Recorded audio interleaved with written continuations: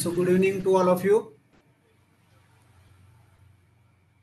Today we're going to resume the remaining part from this Sandhi topic. I think just last time we just discussed this much about Sandhi.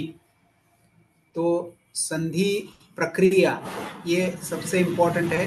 संधि प्रक्रिया के लिए जो अक्षर होने चाहिए उनमें संहिता होनी चाहिए. संहिता यानी closest proximity, nearness. That nearness, उच्चार और प्रयत्न, उच्चारण स्थान और प्रयत्न, इनके आधार पर ये हम संहिता डिसाइड करते हैं. तो जहाँ जहाँ संहिता रहती है वहाँ वहाँ संधि करनी जरूरी होती है. तो यत्र यत्र संहिता तत्र तत्र संधि, ये लास्ट टाइम हमने देखा था. तो जहाँ संहिता है उस संहिता में हम संधि करने वाले हैं. तो ये संधि कहाँ होती है? दो पदों के बीच में संधि होती है. तो ये संधि समास में भी होती है, ये संधि उपसर्ग धातुओं में भी होती है, वाक्य में भी संधि होती है. लेकिन वाक्य की संधि वक्ता के अपेक्षानुसार, वक्ता के उच्चारण करने के लिए, वक्ता को दूसरों को समझाने के लिए वो संधि ऐच्छिक तरह की होती है.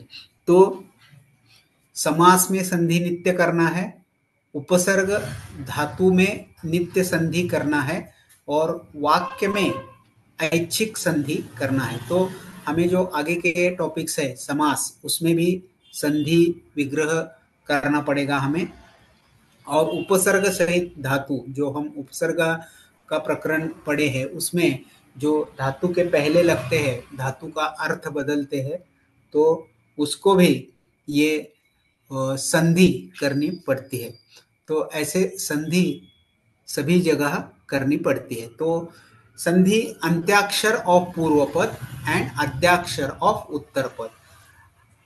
पूर्व पद के अंत्याक्षर और उत्तर पद के अद्याक्षर, अगर इसमें संहिता रहेगी तो संधि जरूर करनी पड़ेगी. तो ये संधि के 3 प्रकार हमने लास्ट टाइम देखे. स्वर संधि, जहाँ संहिता पूर्व पद के अंतिम अक्षर और उत्तर पद के अद्याक्षर में अगर स्वर है तो स्वर संधि होती है. अगर व्यंजन और व्यंजन है तो व्यंजन संधि होती है, या व्यंजन और स्वर होते हैं तो व्यंजन संधि होती है. और विसर्ग संधि में पूर्व पद जो विसर्ग से समाप्त होता है और उसके बाद अगर उत्तर पद में स्वर अगर व्यंजन आ गया तो विसर्ग संधि होती है. ऐसे स्वर के संधि के 3 भेद बताए गए हैं. तो संधि भेद त्रिधा: स्वर संधि, व्यंजन संधि, विसर्ग संधि. ये एमसीक्यू में क्वेश्चन आ सकता है.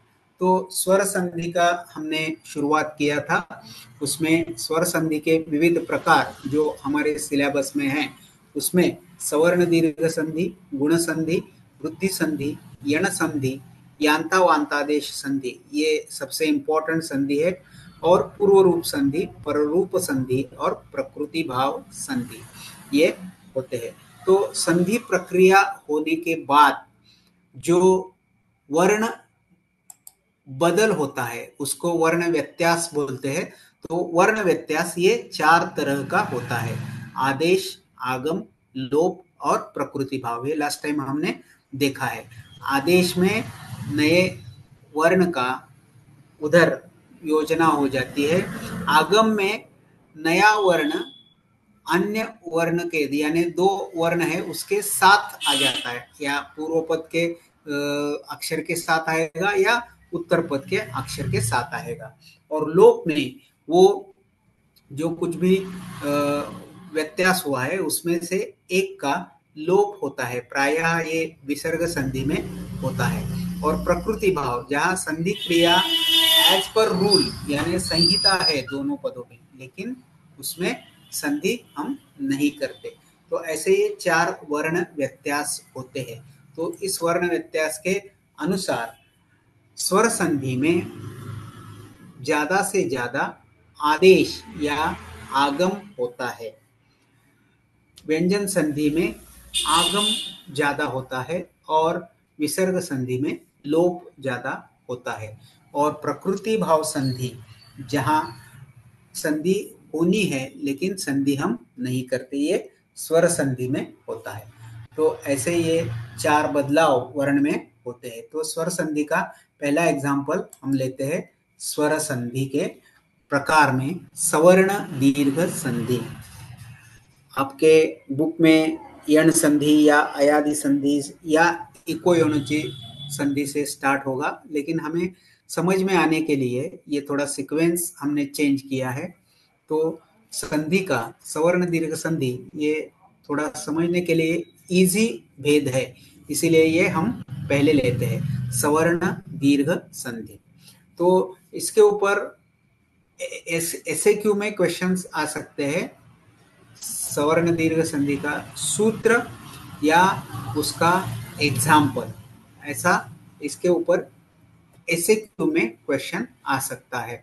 और एलएक्यू में हमको श्लोका में से संधि ढूंढने हैं, संधि का विग्रह करना है और वो संधि का नाम हमें बताना है। तो ऐसे